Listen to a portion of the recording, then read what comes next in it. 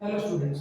तो introduction part 1 में हमने देखा था कि लीनियर इक्वेशंस के सॉल्यूशंस को कैसे हम फाइंड कर सकते हैं। उसके लिए हमने 3 मेथड्स पढ़े थे।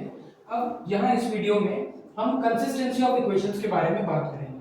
कंसिस्टेंसी ऑफ इक्वेशंस को जानने के लिए हमारे पास दो form of general linear equations होने चाहिए, जिसे हम a1x + b1y + c1 = 0 और a2x + b2y + c2 = 0 से रिप्रेजेंट करते हैं। यहाँ हम देख सकते हैं कि ये जो कांस्टेंट्स हैं a1 a2 b1 b2 और c1 c2, इसमें a1 और a2 x के कोफिशिएंट्स हैं और b1 और b2 y के कोफिशिएंट्स हैं। इनके रेशियोज के अकॉर्डिंगली हम इन्हें तीन अलग अलग कैटेगरीज में डिवाइड कर सकते हैं। अगर हमारे पास रेशियो ऑफ a1 और a2 not equal to b1/b2 होता है तो ये ग्राफिकल रिप्रेजेंटेशन में इंटरसेक्टिंग लाइंस को रिप्रेजेंट करता है। उसी तरह अगर तीनों रेशियोज इक्वल हैं तो ये कोइंसिडेंट लाइंस को रिप्रेजेंट करता है। और अगर हमारे पास शुरुआत के दो रेशियोज इक्वल हैं और c1 और c2 बराबर नहीं है तो ये पैरेलल लाइंस को रिप्रेजेंट करता है। ठीक है, इंटरसेक्टिंग लाइंस में अगर हम देखें तो हमारे पास सिर्फ एक ही पॉइंट ऑफ इंटरसेक्शन होता है, इसीलिए इसमें हम एग्जैक्टली वन सॉल्यूशन यानी कि यूनिक सॉल्यूशन भी कहते हैं। उसी तरह अगर कोइंसिडेंट लाइंस की बात की जाए तो कोइंसिडेंट लाइंस में दो लाइंस एक दूसरे पर ओवरलैप हो जाती हैं। ओवरलैप होने का मतलब है ये एक दूसरे को हर पॉइंट पर टच करेंगी और हर पॉइंट पर टच करने की वजह से इनके पास इन्फिनिटली मेनी सॉल्यूशंस होते हैं। और एट लास्ट अगर हम देखें तो हमारे पास है पैरेलल लाइंस।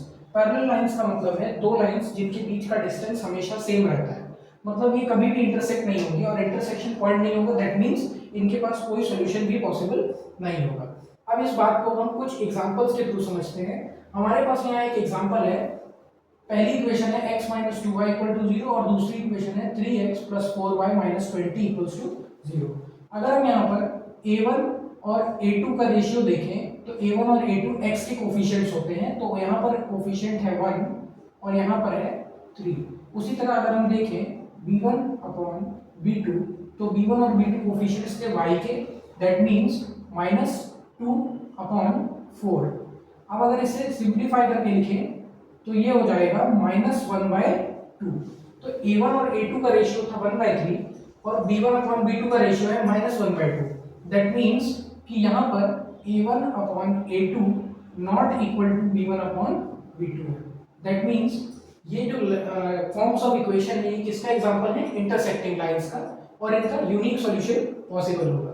उसी तरह अगर सेकेंड इक्वेशन में हम देखें तो यहाँ पे हमारे पास a1/a2 का जो रेशियो है वो है 2/4, दैट मींस 1/2। उसी तरह b1/b2 का रेशियो अगर हम देखते हैं तो हमारे पास है 3/6, जो कि सिंप्लीफाई करने पर 1/2 ही आएगा। और इसी तरह c1/c2 को अगर हम देखते हैं तो ये हमारे पास है -9/-18।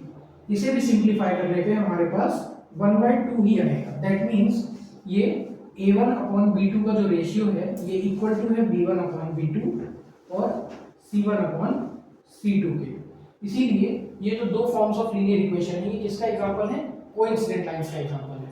और एट लास्ट में अगर हम लास्ट एग्जांपल को देखते हैं तो हमारे पास यहाँ a1 रेशियो a2 है 1/2, b1 रेशियो b2 हमारे पास है 2/4, दैट मींस सिंप्लीफाइड फॉर्म में 1/2 ही है।